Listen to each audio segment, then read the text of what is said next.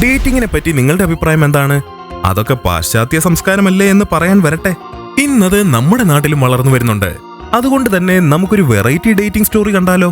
Liam സ്മിത്തും അദ്ദേഹത്തിന്റെ dating പാർട്ട്ണറും റൂമിൽ ഭക്ഷണമൊക്കെ കഴിച്ച് ഒരു സിനിമ കാണാനിരിക്കുകയായിരുന്നു. അപ്പോഴാണ് ആ യുവതിക്ക് ടോയ്ലറ്റിൽ പോകണമെന്ന തോന്നലുണ്ടായത്.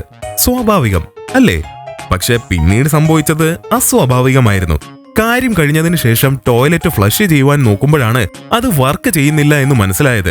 ടോയ്ലറ്റ് അതുപോലെ ഉപേക്ഷിച്ചു പോയാൽ ആദ്യത്തെ ഡേറ്റിൽ തന്നെ ഒരു മോശം ഇമേജ് തോന്നിയാലോ എന്നോർത്ത് അവരതെടുത്ത് പൊതിഞ്ഞ് ജനലിലൂടെ പുറത്തെറിഞ്ഞു. പക്ഷേ നിർഭാഗ്യം ഇപ്പോഴും അവരുടെ ഒപ്പമായിരുന്നു. അവരെറിഞ്ഞത് ജനാലയിലൂടെ പുറത്തേക്ക് പോയില്ലെന്ന് മാത്രമല്ല, ആ ജനലിലെ 2 ലെയറുകൾക്കിടയിൽ അത് വീണു പോവുകയും ചെയ്തു. അത് അവിടെ ഉപേക്ഷിച്ചു പോകുവാൻ കഴിയില്ലല്ലോ. പിന്നൊന്നും നോക്കിയില്ല.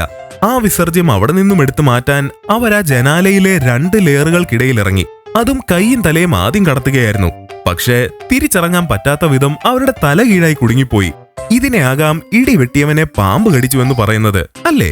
സ്മിത്ത് പിന്നെ ഫയർ ആൻഡ് റെസ്ക്യൂ ടീമിനെ വിവരം അറിയിച്ചു അത്രേ. അവർ വന്നാണ് ആ യുവതിയെ രക്ഷപ്പെടുത്തിയത്. സംഗതി വൈറലായിരുന്നു എന്ന് പറയേണ്ടതില്ലല്ലോ. ദൈവമേ, ശത്രുക്കൾക്ക് പോലും ഈ ഗതി വരുത്തരുതേ.